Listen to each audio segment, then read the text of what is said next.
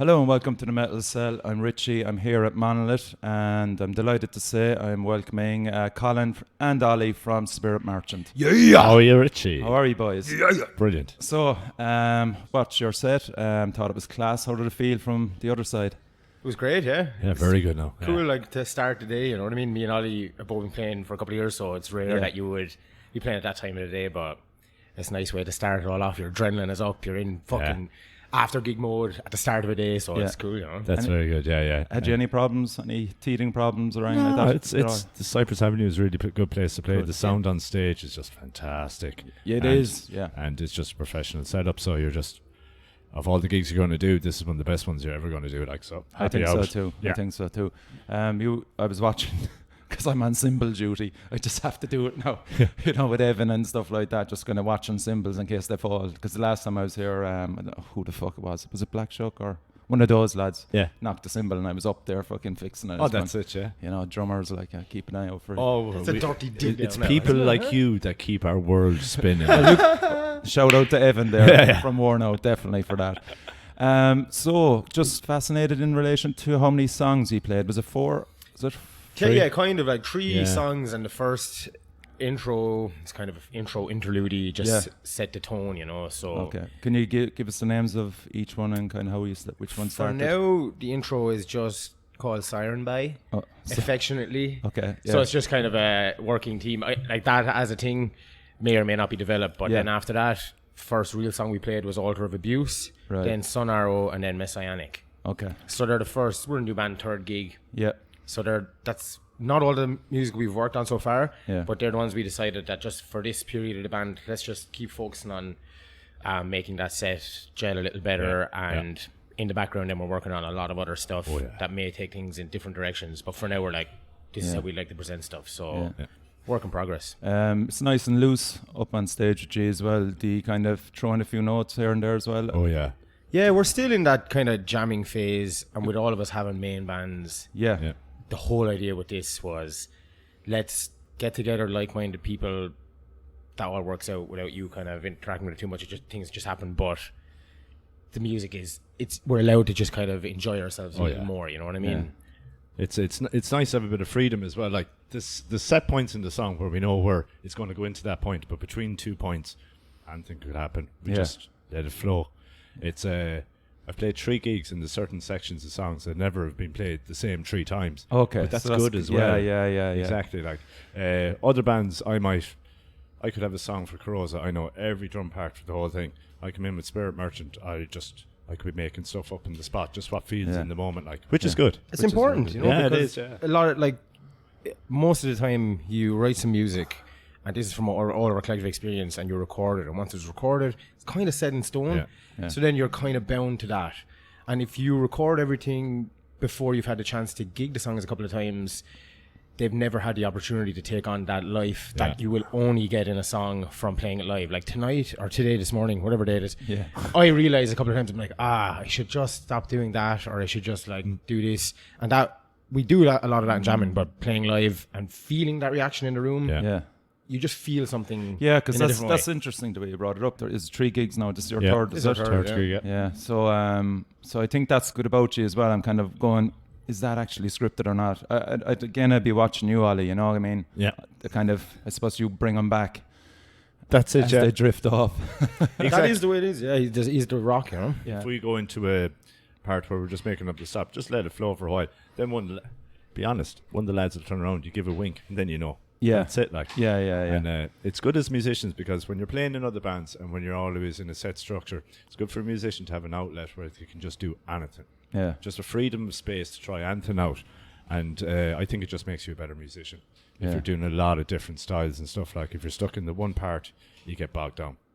That's what I like about this band. Yeah, and of course Leon is missing. He's a great acquisition as well. Leon is, he is the driving force of the band, because he's the kind of guy that I think for a lot of years has had all this really class music, and he'll take an idea and he'll stretch it every which way it can go. So he'll play the idea and you'll start jamming, you're like, class, and you're like, and then there's these 5 other parts and you're like, what?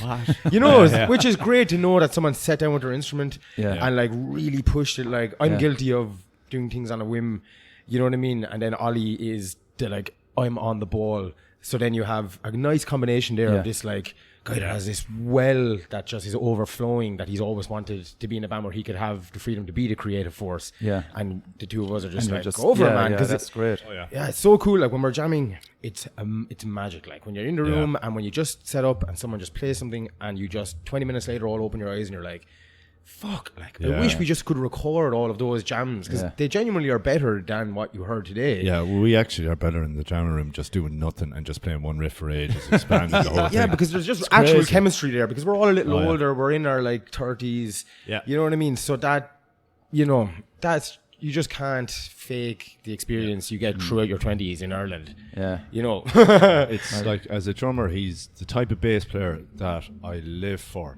He'll play one riff, and you're thinking he's playing the same thing, but he puts this little nuance, a little bend or something, and then the next riff will go on to be, it's just total off time and everything. But once, it took me about 3 practices with the lads till I got into his groove, and then I gone, all right, here's where we're going with this. Like, the lad is just fantastic on bass.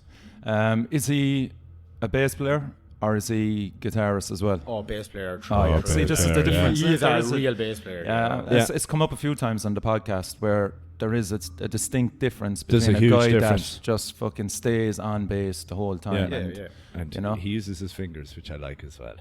There you go, man. Yes. There you go. It's one of my bugbears.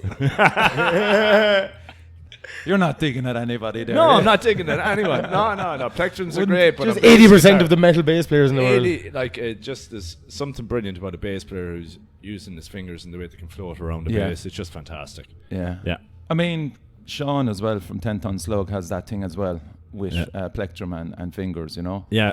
I suppose then there's some songs that require probably the plectrum. Oh no, there is there's certain types of metal that you need the sound that it comes off a pick and stuff like. But for the type of stuff we're doing, fingers just works perfectly. Like just works perfect on it. A real bass player that understands dynamics, and a drummer and a bass player together that understand how to accentuate each other's dynamics is rare. Any great band in the world, no matter if it's Black Sabbath to Fleetwood Mac, they all have an amazing rhythm section. And amazing rhythm section is the ones that you don't necessarily all talk about in your circles. You're like, did you hear about so and so? Blah blah. Yeah. The eccentric guitarist or frontman, but it's the rhythm section. In every band you think is good, they have a good rhythm section. Exactly. Like you can have the best guitar riff in the world, but if the rhythm section isn't knocking it down, it doesn't mean anything. Like. Yeah. Just kind of then from your angle, then Colin, you're quite happy to leave a flow between two lads, but. How do you work out your leads then? Do they come naturally, or again, are you just overlapping the lads and then kind of go, well, I can go off on this, and the boys can... Me and Leon kind of have a thing that if I'm going doing a leady thing, he naturally holds down the root of the song in a sense, and tonally as well. And then the other way around, when he wants to go crazy, like on some of the stuff that you wouldn't have heard live yet, Leon uses effects to make the guitar, the bass sound like a guitar, and then I use effects to make the guitar sound like a bass. You know? You swap. So it's interesting because that's cool. I started out as a bass player years and years ago, so I'm always battling in myself as to whether I'm a guitarist or a bass player. You know what I mean? Right. So, and he kind of has that same thing. So, all in all, like we kind of fluctuate between the modes together. You know what I mean? But for me, the freedom of being able to just, because Zora's my heart and soul, you know. Yeah. But having the freedom then to be in a 3-piece and just go, I can just like play that bluesy bend, you know what I mean? Or just do that really big note and hang on it. And have the freedom to do that without fucking up everybody else. Or fucking up another guitarist, you know what I mean? So I'm still getting used to it. So, but I love it, you know. It's great. It wouldn't work as a 4-piece. It wouldn't actually work as a 4-piece at all. It's just the dynamic of the band. If you had a rhythm guitar, I don't think it'd work because it'd actually take away from the bass when you're doing lead lines and stuff. It really would. Yeah, as a 3-piece, you're very strong. Yeah, that's something I was I've seen you now twice out of the 3 times, and every time I thought they don't need a rhythm guitarist. No, it's people think if it's a 3-piece you need a really good guitarist, but the actual bass player is the most important in a really good 3-piece. Because if they're really good, they can compensate for other. And if Leon gets such tone when he does the lead that you don't need the rhythm guitar under it. Shout out to Crow Black Chicken there, Steve. Yeah. There's a bass player. Yeah. Oh, there you go. That's a prime example. The boys are my oldest friends, you know, and him and Jev, the drummer, they got their lessons from jazz teachers back when we were all too fucking lazy to do Yeah. it. And then you see the understanding of music, you know what I mean, and the understanding of your place. Yeah. And they're brilliant at that, you know what I mean? So that's What about you, Ollie? How did you start? Did you actually start on drums or? When I was 16, my friends formed a cover rock band playing Nirvana and Rage Against the Machine, and nobody wanted to play drums, so I'll do that. And within 2 weeks, I was hooked. Right. Hooked. I play a bit of bass and guitar myself at home for writing stuff, but it's all about hitting the heavy thing hard. Yeah. Yeah, I just but my own drumming, it's only coming into itself in the last 5 years, like with the proliferation of YouTube and everything's so easy to learn. When I was 16, you had to find a guy, then tell him to give you lessons, and he might only give you one lesson a week, and you only learn that, and you can't get any more information and stuff, especially when you're in the backward. I was just going to say Mayo, yeah. Jesus. But great for wedding bands. the backwards hills of But in the last few years, drumming's just come on. I don't know, something's clicked, practicing a lot, and as you get older, you might have a load of hobbies when you're younger, but when you get older, that's my one hobby. I'm going to get good at that. Yeah. So that's it. Like. And you fucking have, man. I would say, like, definitely one of my favourite drummers in Cork. I'm sorry now, but you are. Yeah. I remember the day that I saw, because I knew Ollie for years from going to the Siege. I didn't actually know that he was a drummer. And then when you started playing at Crozet, that's when I was like, oh, Ollie plays drums. So I remember seeing you play with Crozet, maybe in Poor Relation. Yeah. And at one point of the set, maybe like 2 or 3 songs in, you know, the kind of big part, I saw you stand up with the sticks. Yeah, and you were fucking going for it, and it really got the energy of the crowd going. I was like, fucking yes, Ollie, because I knew you as being sound, and then you were a class drummer as well, and I was like, yeah. Oh man, cool. that's the one thing about playing drums. You can't dive into the crowd and just get everyone on. Oh, if I was a guitarist, I'd be up in everyone's face. It's like everyone's. You can throw the drumsticks anyway. Exactly. Oh, I've broken enough drum kits after gigs as well. Like. What have you lined up then? The next few months? Are you just gonna? We're gonna do a sporadic EP gigs, demo or something in the next few weeks. We're gonna lay those 3 tracks down and stuff, and then whether we release them or not, we're unsure. Like we said, giving the songs the room to grow live is great for the songs. So now they're much better than they would have been if we recorded them a couple of months ago. Yeah. So we're going to record them.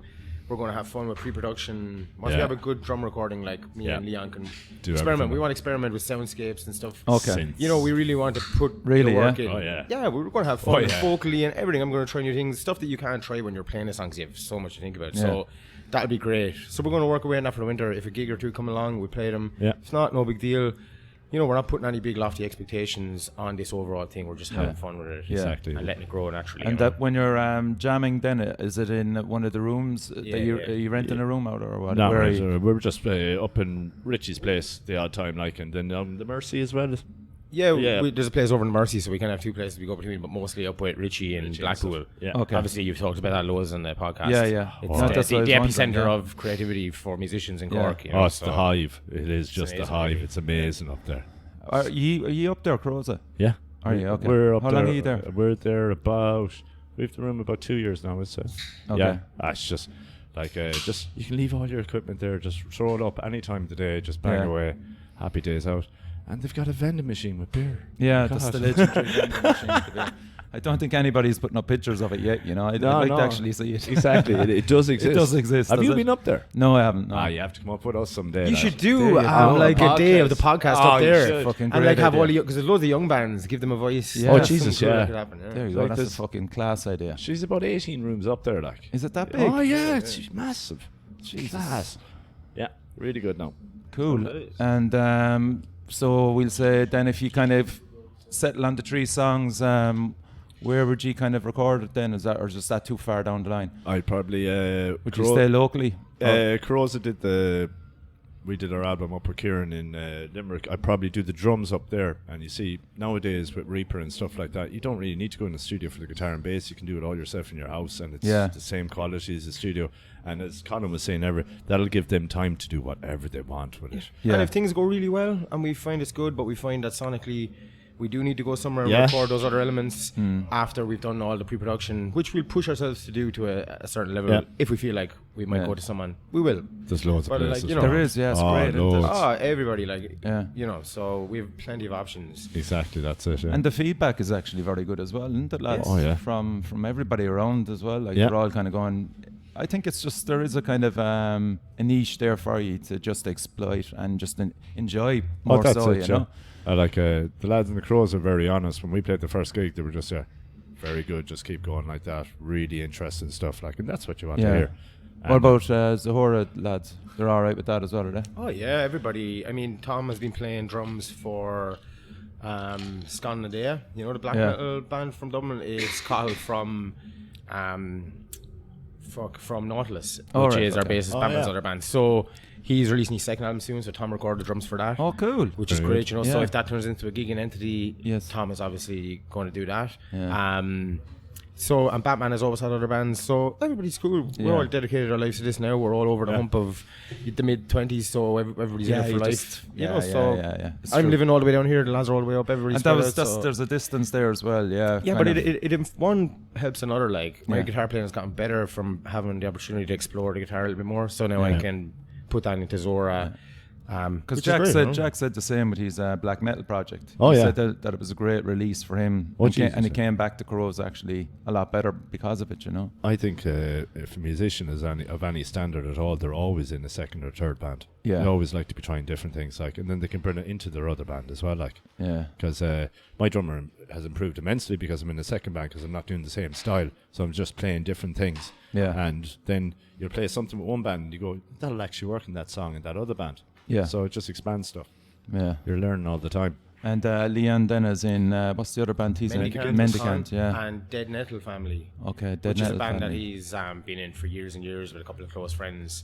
They're kind of very much elaborate jam band. They don't gig much. All right. They kind of do it for... I'm dying to see them, but I know, it's as elusive to us as this is to others. You know what I mean? So there's like rabbit holes fucking everywhere. I met one or two people that seen them and said they're fantastic, but they just don't gig. Yeah. It's just not a priority for them, and that's still cool as well. Just play the music for themselves. And are they Cork based? Yeah, they're Cork based. All right. That new band Bacterium with the lads from Wreck the Hesperus, they're not gigging it. They're not going to do any gigs. Did you hear that? No. Oh wow! It's like a Wreck the Hesperus meets the most dissonant thing you've ever heard. It's like recorded in a shed, but it's amazing. Yeah. Yeah, they only put it out about a week ago. Okay. So there's a shout out there as well. Oh yeah. Cool. Yeah, he's getting paid for that one. There's all kinds of fucking brown envelopes involved. Yeah. That's it. Road frontage as well. Huh? Yeah. And what other bands are you looking forward to today? Punch It Stench, which just came in I and know. cracked open a few cans there behind us there in the background. Now, Rotten Christ are going to be pretty but Punch It Stench. Right. The whole day is fucking stacked. It's like, I've been trying to find a moment, because I'm playing at 20:1 tonight with Zora, 12-hour gap, trying to stay sober. That's as an Irish man really with mental issues, like, you know what I mean? You're like, how the fuck is this one going to work out? So I've been looking for gaps in the day of like, there's 2 hours I could. No, there's not. Yeah. So that's a good problem to have, you know. Are you going to actually stay for the day? Yeah. Fair play to you. I have to go off for about an hour and a half for Mayo and Donegal. Are they sending down the helicopter? No, I'll probably row up, will you?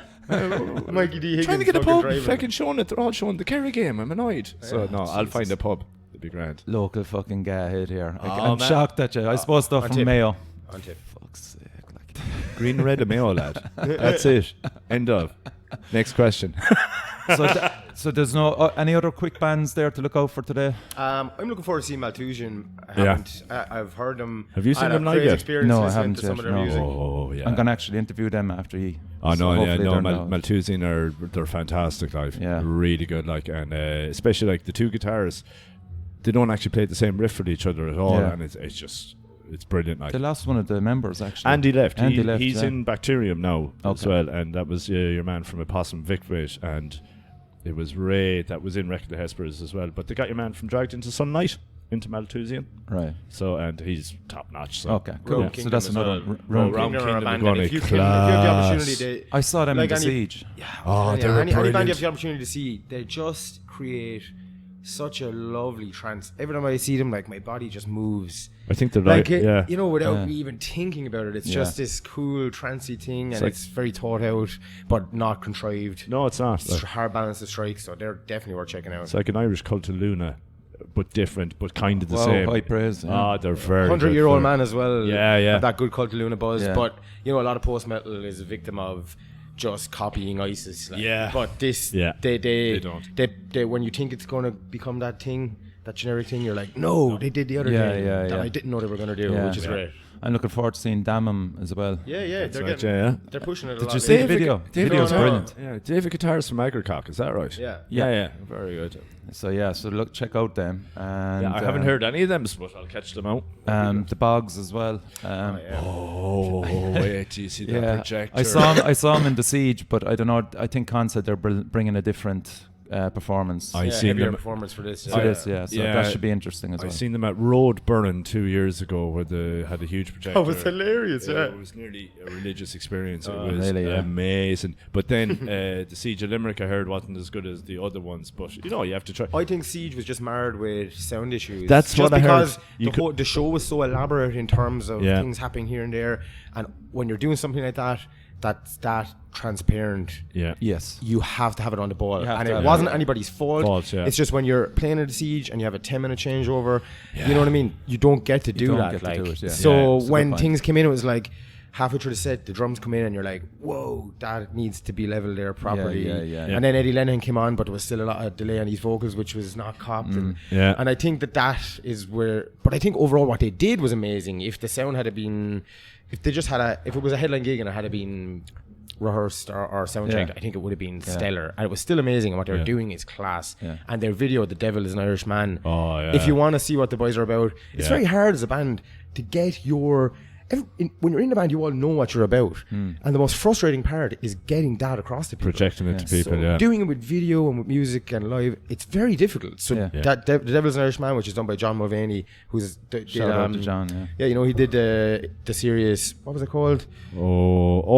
Fractured. That's another one to check out, chronicling things just as you're doing. Some great fucking jobs on that. Class video, really will floor you. Turn off the lights in the room, turn it up loud, and it'll blow your head off. Cool. It's very accurate to how deep down the darkness of Ireland, you know what I mean? They're very good at addressing it. So I've seen it about 4 times. Legends every time. Just a great band. Wow. So plenty of information there, lads. You're getting the down low. I think that's it. I'll leave you alone to pursue some more beer and whatever else. I haven't started drinking yet. I have to start drinking. So I look. You know what? I'm fucking Heineken zeroing for another bit anyway. Like a 16-year-old in Ireland. Oh, I have to start drinking now. Exactly. Yay! So look, all I do is wish you nothing but success. Cheers, Richie. You too, Richie. Thanks for everything, man. Looking forward to the next time you're playing. Give us a shout out, and I'll push it for whatever gig it is. No bother at all. So that's the first interview over at Monolith. Thanks again to Ollie and Colin. Cheers. And over and out.